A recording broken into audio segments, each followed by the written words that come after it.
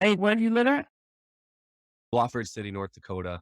Dakota. Okay. All right. Gotcha. And then that's so what do you do? What do you do for a living? I mean, let's start out with that. Right now, I'm just running that pallet business. I was able to work it up to the point to where I didn't have to like still work on the rig. So right now, Okay. I'm just working on that. Got off the Oh, rig well, about 2 months ago.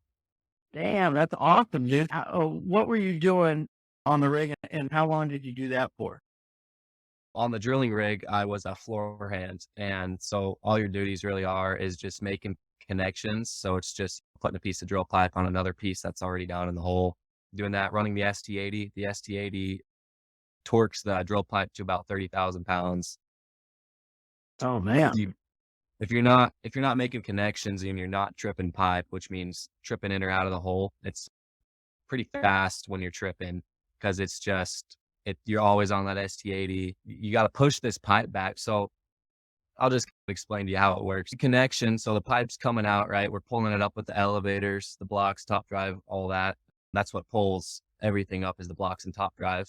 Okay. And we will set the slips. The slips go inside of this hole that drill pipe's inside of this hole and it's concaved inward. So when you throw the slips in there, what those do is they have dies that bite that drill pipe. And then the driller will set that pipe down and all that weight of that drill pipe will sit inside of those slips. And that's when you can break the connection so that the pipe can come out. Can actually And release. yeah, so then you'll break the connection, you'll spin it all the way out. The driller will pull up because that, like I said, it's connected to the top drive and the blocks. So when he Right. pulls up, that pipe comes up and you got to push this. It's heavy pipe, man. You got to push it with your whole body and Yeah. stab it backwards. And that's how you trip out. And then just the opposite for tripping back in. You'll come up with the blocks in the top drive and the pipe will be at an angle like this. And he'll be coming up and then they'll latch it up there. The dare can latches it on the board Okay. and that pipe will swing in. So you gotta hold with all your body weight, you gotta hold that back. Like, there's no Yeah. Yeah. technology to help you out there. So Yeah. it's Yeah. pretty heavy, and then you gotta go stab it, and then, like I said, with the ST80, so stabbing is just where you put that pipe on that other piece of pipe, and then you make it up with the ST80. I'm sorry if I'm saying words that Well, are you know hard. what? The only other one that I didn't know was ST80. What is That that exactly? so the ST80 is it's what we use to torque the pipe. Basically, it's got dies in there, and it'll grab that drill pipe and spin it on there and get it tight to about 30,000 pounds so that there's Oh, no leaks and it's tight and your drill pipe won't part when it's downhole. Get it man. And so I was like, man, you know what? I don't even know what the hell the beginning of this is. And so I YouTubed it today. And I was looking at it and kind of really trying to get the nomenclature of it down of what you were saying, because you work on either a workover rig and as well as just a regular drilling rig, correct? yeah. Yep. Okay. And the point of the workover rig is what? That it's just more mobile, so it could go to like just pick up and go. Yeah, so the drilling rigs can do that too.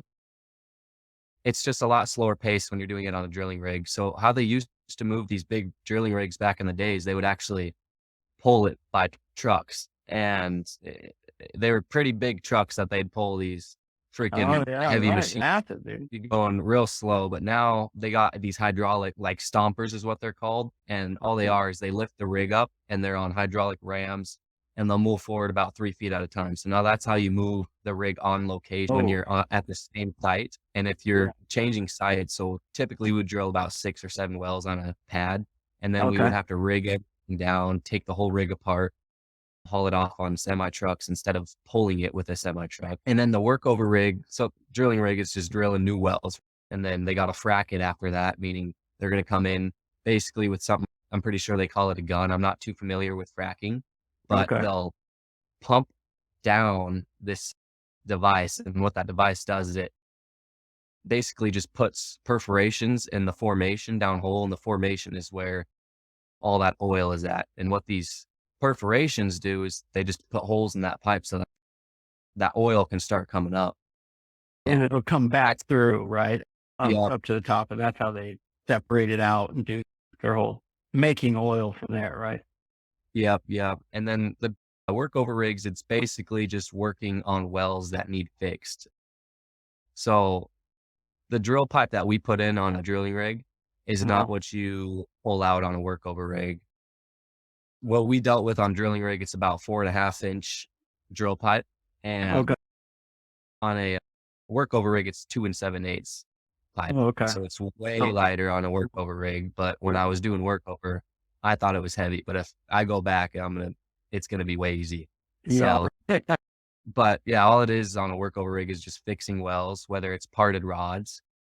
What the rods do is they hold on to the pump that's downhole, and the rods are what actually, Are hit the pumping it back up. oil. I'm not sure if you've seen a unit, like an oil unit, like a grasshopper unit. It's what Yeah. actually Right. moves. Yeah.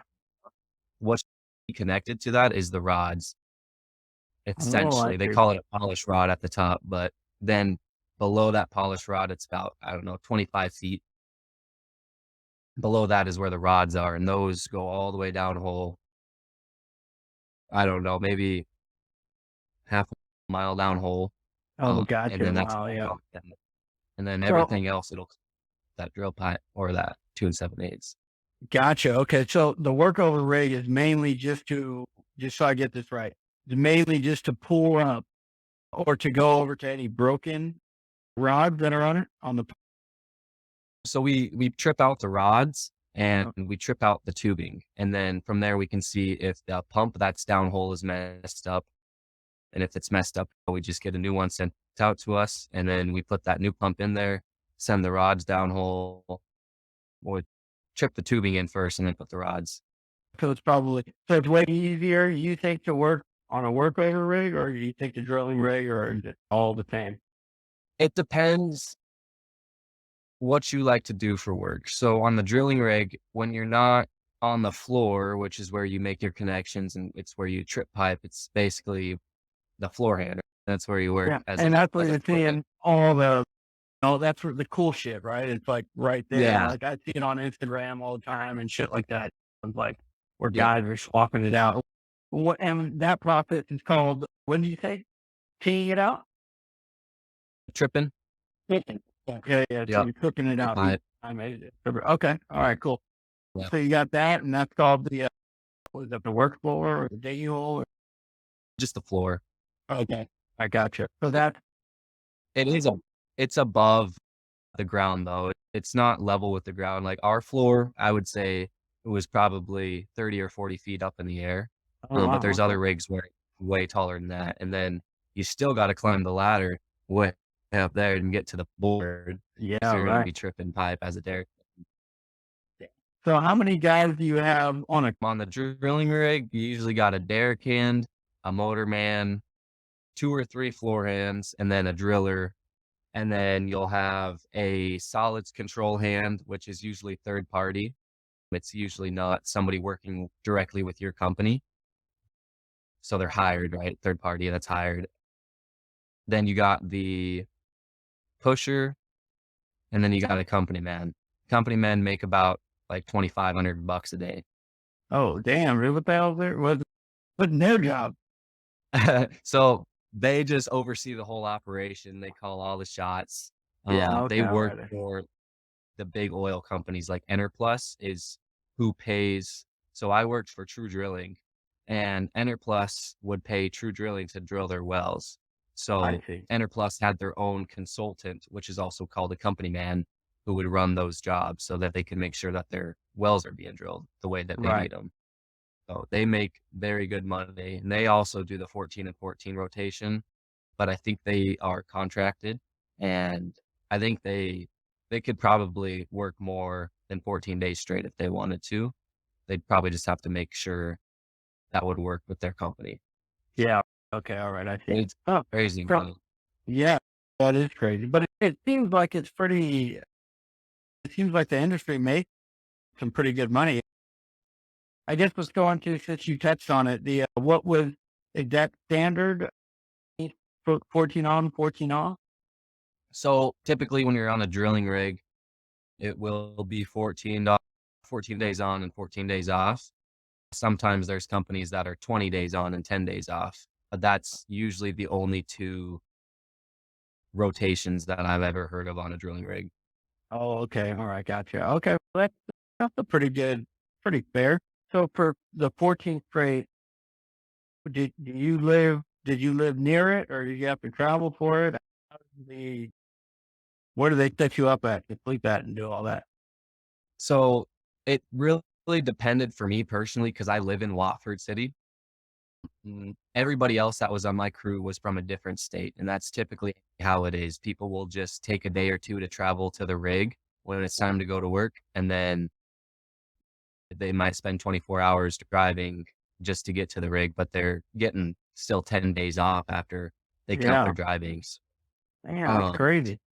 they stay at the man camps, and it depends on the company, and the man camps are just basically the little huts that they got you a bed, a bathroom, a shower, just your essentials, really. Yeah. It depends on the company that the man camps can either be like at the rig to where you don't got to travel at all, or they can be an hour away from the rig, just set up like our man camps were at the Enterplus yard, that company that we were working for. Oh, yeah. Okay. Oh, okay. I see. So that but you don't have to stay there, right? Like you could, I No, guess, if you if you wanted wanted to, to. you could rent a hotel. Yeah. Yeah. Yeah. Okay. And did they pay you? They pay you per day for that, or is that We extra? we gave 100 we used to get $100 a day per diem when we were making 26 an hour, and that's just so you can pay for your food, pay for gas, whatever you need. It's just an extra incentive, really. Yeah. Uh, then we got a $10 raise to 36 an hour, and they dropped our per diem to 60 a day. Oh, okay. Uh, All right. And so, do you guys have a union? Is that maybe what happened? Like it was during contract negotiations, or? I'm not quite sure about that part. That's higher up than me, but Yeah. Yeah. No. No. uh, I got it. Yeah. No, I was just curious. I know it's always I'm in union now, and I was never union before that. And so it was, the unions are like, it's just like almost the same shit, just give and take on certain things. And so I don't know. I find it very interesting the way they operate, really. Like, yeah, like you're right though. negotiate. For anybody that's wanting to come out here and work in the oil field and they've never heard personal stories of anybody, it's a major it's way different than any other industry I have ever heard about, worked in, or been around. It can be ruthless, like just the people out there can be ruthless. The Uh-huh. machinery out there can be ruthless. It doesn't care about you or Yeah, your right. feelings. Yeah, Um, yeah. there's a lot of just things out here that you would see and you'd be like, no way that's like legal. Yeah. And the people can be crazy. I don't know, man. It gets real. They call it Western. If Oh, you work really? for a Western company, that means that they don't quite, in a They don't way, they don't care play for by your the rules, safety kind of. or Yeah. for Yeah, your yeah. like, it's just you're here for the money. So, Yeah. It's like it's a mutual agreement, right? It's like, "Hey, man, you guys yeah, wanna make money, we wanna make money. It's what we gotta do," which is cool. That's going by the wayside, I think, a lot of times, and that sucks because I know I've ran into that a few times and, in my job of, "Hey, we can't really do that because of this." It's like, "Hey, man," it's like, I don't wanna go through the whole hoop of how it is it technically unsafe? Yes, it is. You're right, but it's like, well, we could get it done today as opposed to whatever. It's just bureaucracy. It got heard across the country, so it affected the laws all the way through. So that's funny though. But and speaking of that, what do you think? What are the cons of that? And we'll get into the pros a little bit with how much you made and stuff like that. But what would you say are some of the downsides? definitely the time away from your family. If you're out of state and you're staying at the man camps, like even if you're local and you have to stay at the man camps just because it might be too far of a drive, like just the time away from your family, and it gets boring while you're out there just going to work and going home, back to the man camps at least. That's a Yeah, major con. Other than that, if you're like too soft, it's not for you. If you can't take criticism yeah, and people being real, like, it's probably not for you. Yeah. Yeah, yeah. I deal with it because I like the money out here, but, Yeah, right. Yeah, yeah. I also like the job too, just knowing that I'm working around the heavy equipment, but Yeah, and it also goes with the camaraderie of I've worked a few like, I guess real quick, I was an aircraft mechanic to start, and then I was a industrial mechanic for Frito-Lay, and then now I work in the power industry where I work on gas turbines and operate and maintain them. And, so I've been through a bunch of crews, and man, when you get that good crew, man, that you're all see each other every day. That's fun, man. Everyone's making fun of each other. It's fun. You know what I mean? It's like, all right, we're getting roasted today. There's a certain type of person that does. We would get a new person, and it's like immediately within a couple weeks, we're knowing, hey, you're either going to gel with us or you're on the way out. And sometimes yeah, people don't like that. And so I agree. I can see what you mean, and I can only imagine that how it is being on those rigs and yeah, fucking basically living with each other, how it's gonna be.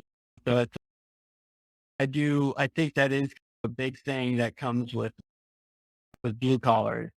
You can't really have feelings, man. You can't yeah, really get butthurt about stuff. No, that's cool, man. I do think that is the biggest thing is being away from home. That would be yeah. a big deal. Going into the pros, how much were you making from when you started to when you just got out of it? Was it the same from the beginning, or do you move up a little bit, or how did? So when I first started, when we were making 26 an hour, I was a floor hand the whole time that I worked on a drilling rig. I was there for about 9 months. And when I started, it was 26 an hour, $100 a day per diem, like added up to about 34 bucks an hour, I'd say after the 12-hour day. Oh, okay. Um, and then you were getting bonuses that are paid by Enerplus. At least for us, it was Enerplus. It's just whoever your company that is drilling, whoever they're out for, they will pay Uh, you well bonuses if you can get those wells drilled in a specific time. Me, I was making about, I'd say $6,000 a month on my 2 weeks when I first started. And oh then wow. after our raise, 36 an hour, it was about 7,500 a month after taxes for those Oh 2 wow. weeks. Yeah, Yeah. 7,500 a month, man. Jeez, man. That's fantastic money, right? Yeah. My derrick hand, who derrick hand, it takes a while to get to that position when you're on a drilling rig. But our derrick hand said that back in 2012, which is when the boom was really happening out here. Like you could make Oh money yeah. making good money out here in 2012. But he said but he was still doing his 2 weeks on, 2 weeks off schedule.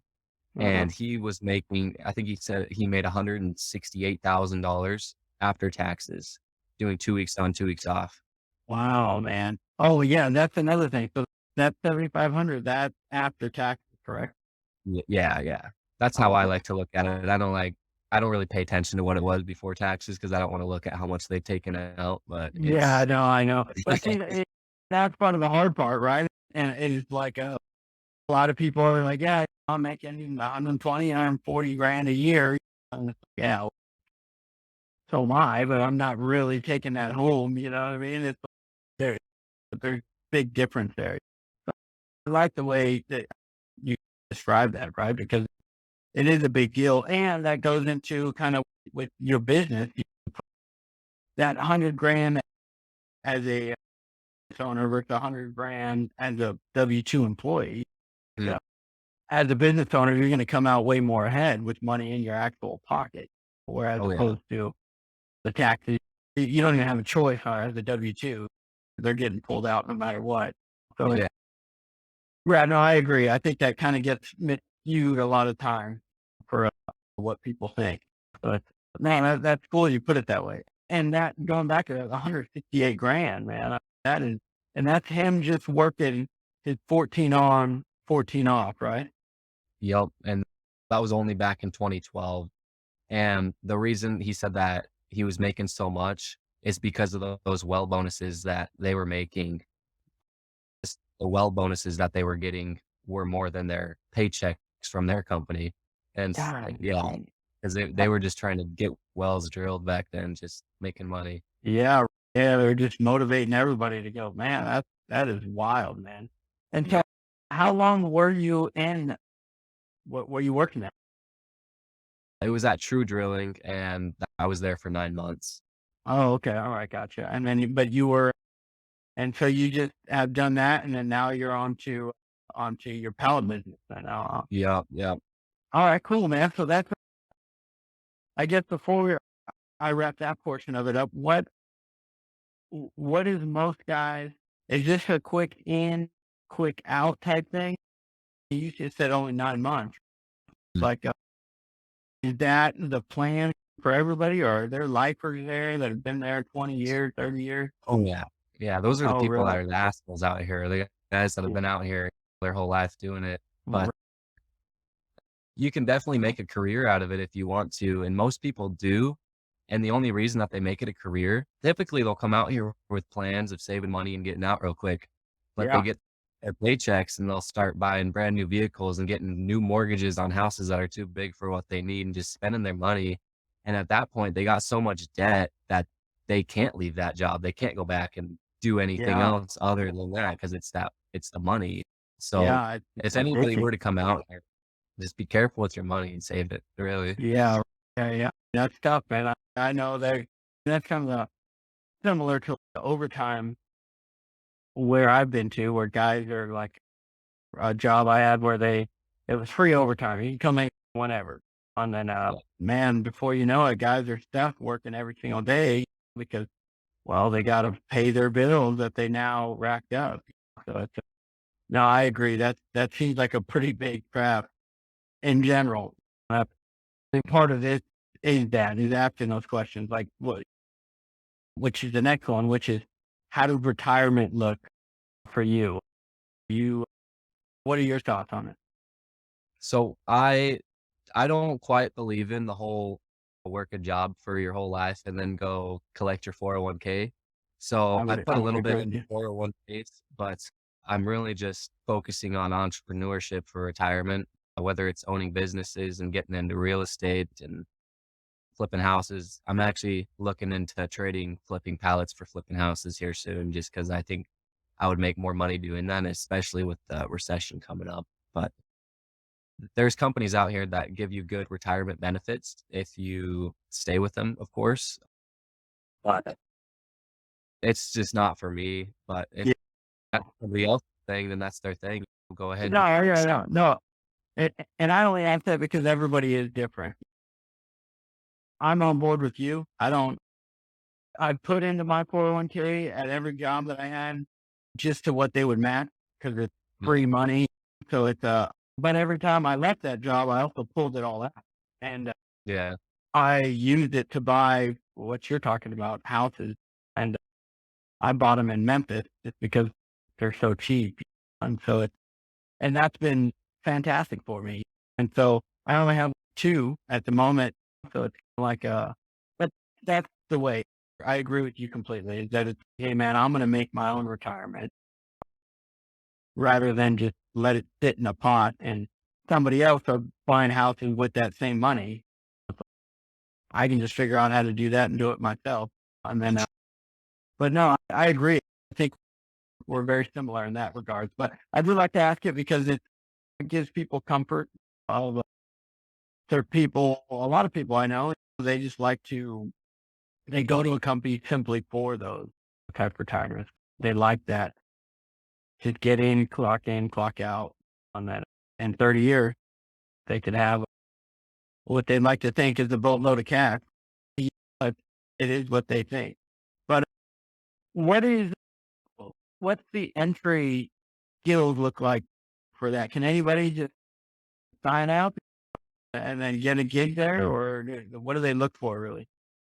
so it depends on if the industry is oversaturated or undersaturated with hands, and they call people that work on a rig hands. Okay.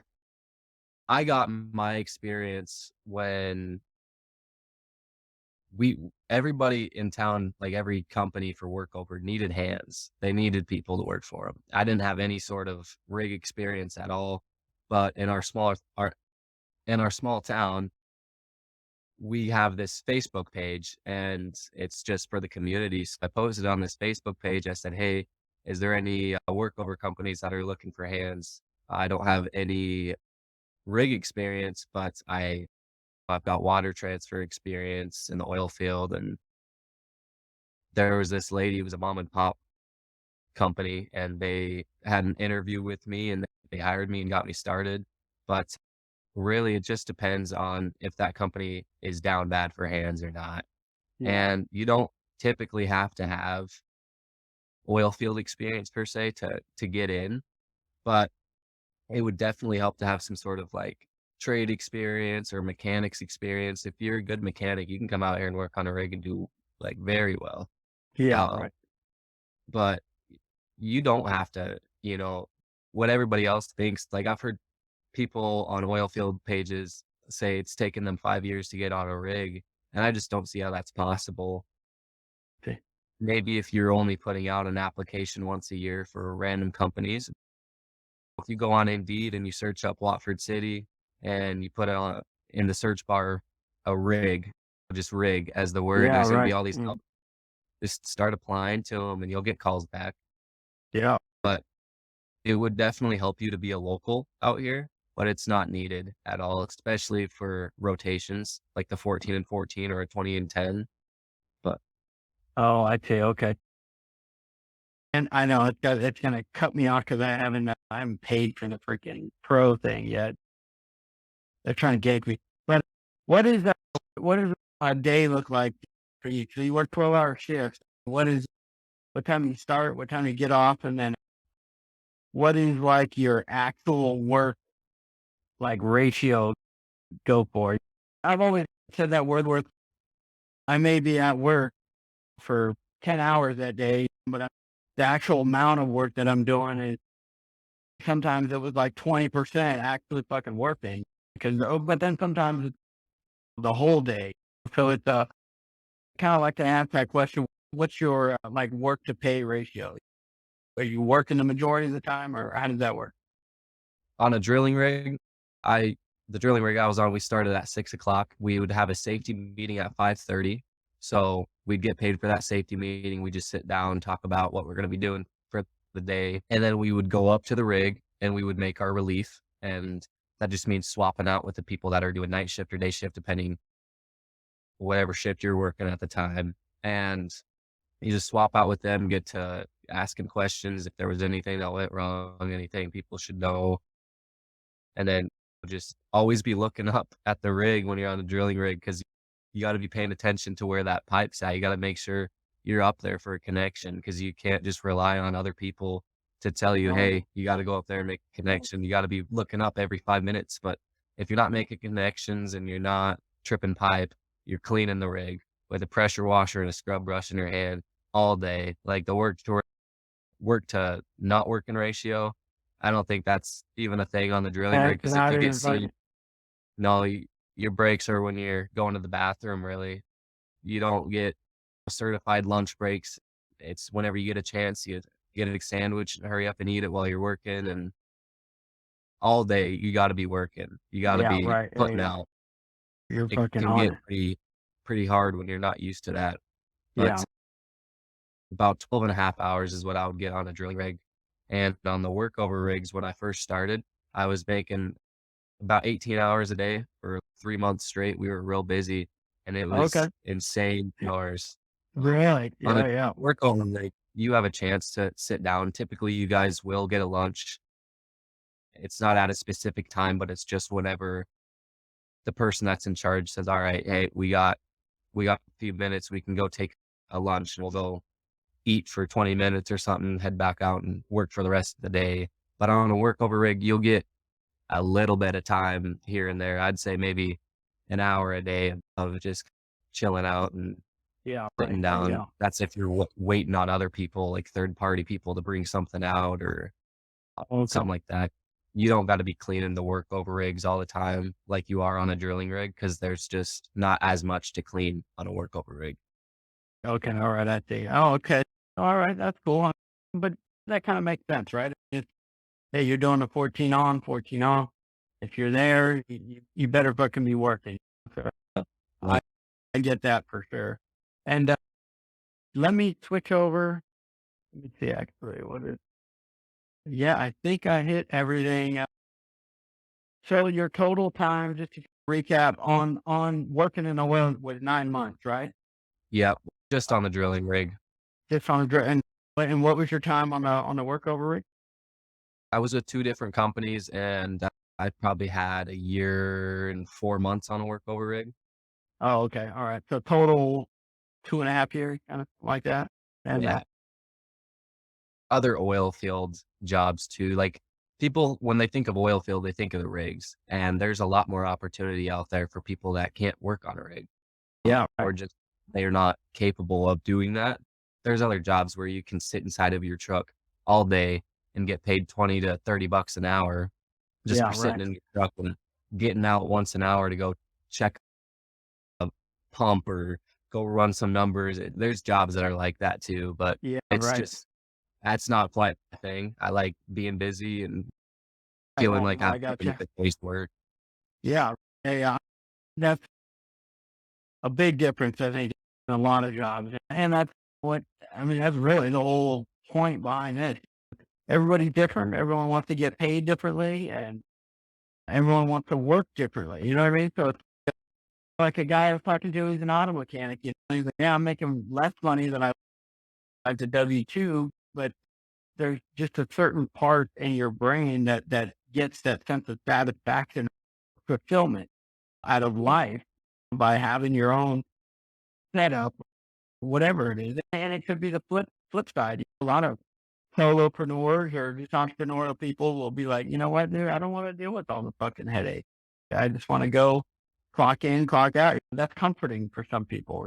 So I think that's what's cool about this, is that it can educate everybody and just really get the word out there about all these different jobs. Because, like I said, I've been, I'm blue collar, born and raised. My dad's a plumber, my brother's a plumber, and then I started as an aircraft mechanic, and it's kind of gone over well. But that's the thing, is I had no idea what the hell you do on an oil rig. I've had the perception that they make good money. Shit, the work is pretty hard. They should. You guys should make a lot of money, but I just don't know. So, and that's Right. where I think a lot of people, and with what you're saying is, I got a couple of the way you were explaining it. I got a couple of these like infographics that I'm going to put on there too, so it'll help give a visual for the way you were explaining it, shit like that.